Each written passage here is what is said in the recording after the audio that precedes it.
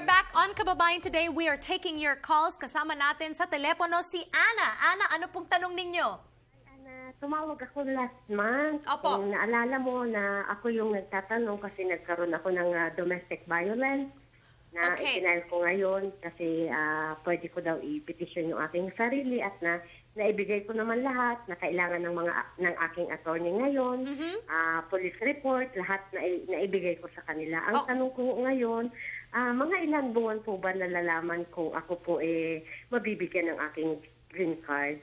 Okay, anong year po kayo nag-file? Last month.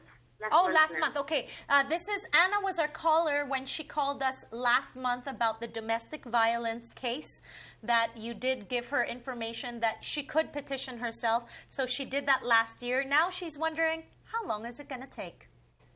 So in that regard, just generally speaking, just to clarify that there are two types of ways to apply for status based on being a victim of domestic violence. So there is the green card, but for those who are victimized by individuals who are not U.S. citizen spouses, you can also apply for a U visa. And there are different processing timeframes for whichever one you are applying for. In Anna's situation, I don't quite remember if it was the green card or if it was the U visa, but essentially, first of all, she has an attorney, and so her attorney should be guiding her through this process as to timeframes and things of that nature.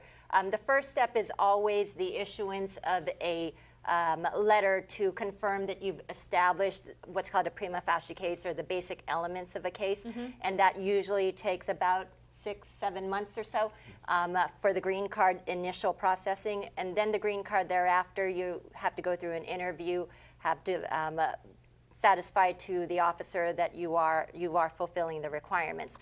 So time frame can be anywhere from like about a year to a year and a half to complete the process for the green card.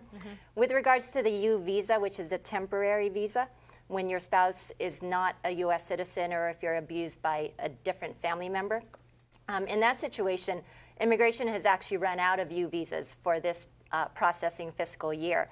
And so what they are doing is they are essentially compiling a waiting list.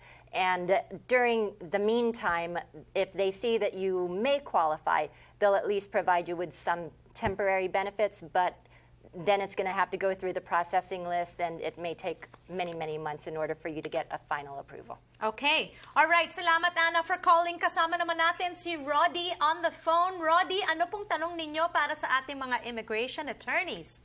Hi, good afternoon, Attorney Lowe and Aquino, and to you, Giselle. Maraming salamat po.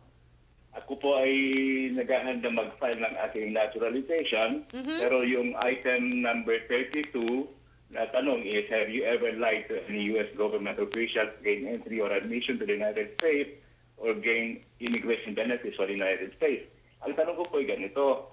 Nung ako ay nag-apply, tinanong ako ng consul kung meron akong 2 anak. The consul blurted out in front of my wife, who did not know anything that I had a girlfriend, much more a kid. So at that time, sabi ko, wala.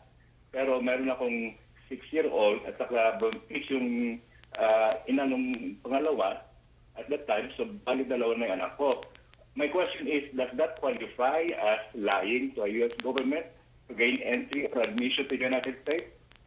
Okay, so Roddy is very honest about this. He wants to know. He's filling out that form. He wants to be naturalized as a citizen. And there's that little thing that you have to fill out. Should you be honest at this point? Always. First of you all. always have to be honest.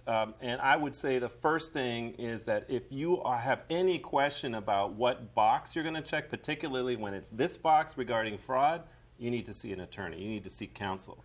It's very important. The circumstances surrounding what he said to the counsel, what he put on his application at that time, and whether that's going to amount to fraud and whether he's going to say that, that's very particular to how he said it, and there's lots of rules and sort of evidentiary things you have to look at. But in general, you want to just disclose. It's not going to prevent anything from happening now, since they already went through that at the consulate and they allowed him into the United States as a permanent resident, so that's not an issue anymore.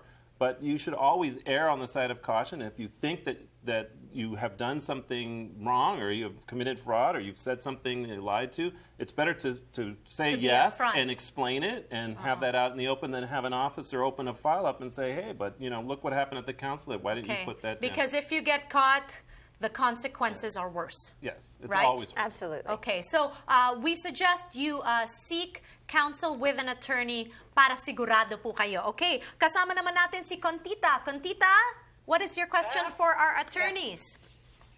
Magandang hapon sa inyo dyan, Dennis. G po, G. Ano pong tanong ninyo?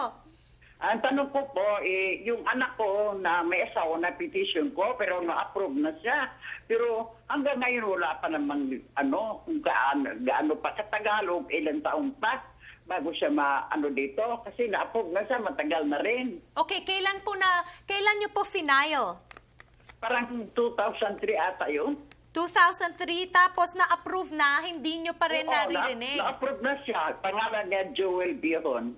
Okay, so even gave the name. Okay, she's wondering how come she has not received anything from the USCIS. The reason is that unfortunately the waiting list for that particular category, where it is a parent petitioning a married child, is extremely long. Right now, that particular category, which is the F3 category, it's backed up to 1993. And so in her situation, it may be another 10-year wait before her son and his spouse and hopefully children who are under 21 can move forward with the green card process. One thing to emphasize is that it's very important that some people get married before the petitioner becomes a U.S. citizen. And so I just want to make sure that in her situation, she did file it either as, if her child was married, she was either a U.S. citizen already when she filed it, or that the marriage of the child was after she became a U.S. citizen. Otherwise, it could invalidate the petition.